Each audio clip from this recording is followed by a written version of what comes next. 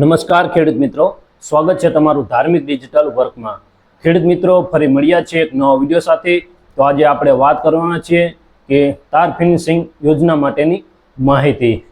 તો મિત્રો, તાર ફિનિશિંગ યોજના માટે ફોર્મ ભરવા માટે કયા કયા ડોક્યુમેન્ટની જરૂરિયાત રહેશે, તેમજ ફોર્મ ક્યાં ભરવું, કેવી રીતે ભરવું અને તેમાં મળવાપાત્ર સહાય કેટલી છે અને તાર ફિનિશિંગનો જે કરવા માટેનો જે સમયગાળો છે તે કેટલો છે તેની સંપૂર્ણ માહિતી છે તે તમને આ વિડીયોની અંદર જાણવા મળશે।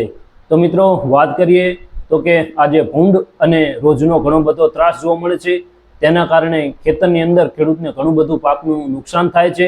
તેના હિસાબે ગુજરાત સરકારશ્રી દ્વારા આજે આઈ ખેડૂત પોર્ટલ 2.0 ને વર્ષમાં એક વખત ખુલ્લું મૂકવામાં આવે છે અને તાર ફિનિશિંગ યોજના માટેનું જે ફોર્મ છે તે ભરવામાં આવે છે। તો મિત્રો, વધારે વાત ન કરતા વિડીયોની શરૂઆત કરીએ। તો કે સૌ પ્રથમ વાત કરીએ તો કે ખેતીવાડી ઘટક તાર ફેન્સિંગ યોજના, તેની અંદર જઈ અને તાર ફેન્સિંગનું જે ફોર્મ છે તે ભરવાનું રહેશે। તો કે ફોર્મ ભરવા માટે ક્યાંક જવાનું રહેશે? તો કે ફોર્મ ભરવા માટે તમારા ગામની અંદર જે ગ્રામ પંચાયતની અંદર જે વીસી ઓપરેટર ભાઈ બેસે છે તેની પાસે જઈ અને આ ફોર્મ ભરવાનું રહેશે। તેમજ મિત્રો, ફોર્મ ભરવા માટે કયા કયા ડોક્યુમેન્ટની જરૂરિયાત રહેશે? તો કે વાત કરીએ તો કે 7/12 આધાર કાર્ડ, બેંક પાસબુક અને આધાર સાથે જે લિંક કરેલ મોબાઈલ। મિત્રો, આટલા ડોક્યુમેન્ટ છે તે સાથે લઈ જવાના રહેશે, કારણ કે ઓટીપી સિસ્ટમ હોવાથી મોબાઈલ સાથે લઈ જવાનો રહેશે। તો મિત્રો, વાત કરીએ તો કે ખેતર ફરતે તાર ફિનિશિંગ કરીએ છીએ તેનો સમયગાળો કેટલો છે? તો કે તાર ફેન્સિંગ કરવાનો જે સમયગાળો છે તે 30 દિવસનો રહેશે। એટલે કે 30 દિવસની અંદર છે તે આપણે ખેતર ફરતે તાર ફેન્સિંગ કરી લેવાની રહેશે। તેમજ મિત્રો, તાર ફિનિશિંગ યોજનાની અંદર સહાયની વાત કરીએ તો કે મીટર દીઠ 200 રૂપિયા અથવા ખરેખર થનાર કુલ ખર્ચના 50% બંનેમાંથી જે ઓછું હોય તે મળવાપાત્ર રહેશે।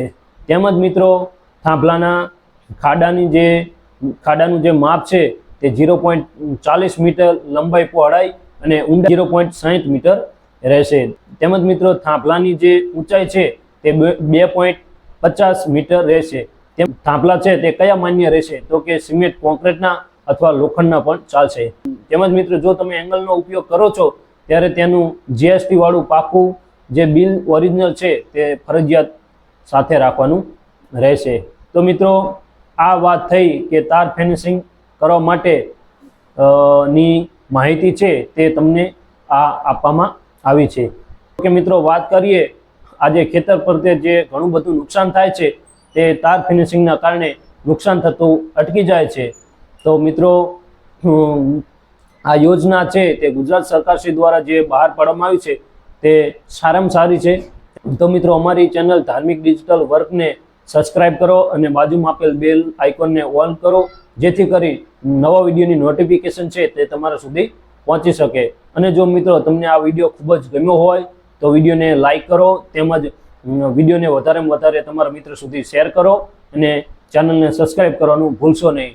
તેમજ મિત્રો, જ્યાં સુધી આપણે આવા ખેતીવાડી લક્ષી નવા વિડીયોની અંદર મળીએ નહીં ત્યાં સુધી બાય બાય, જય હિન્દ।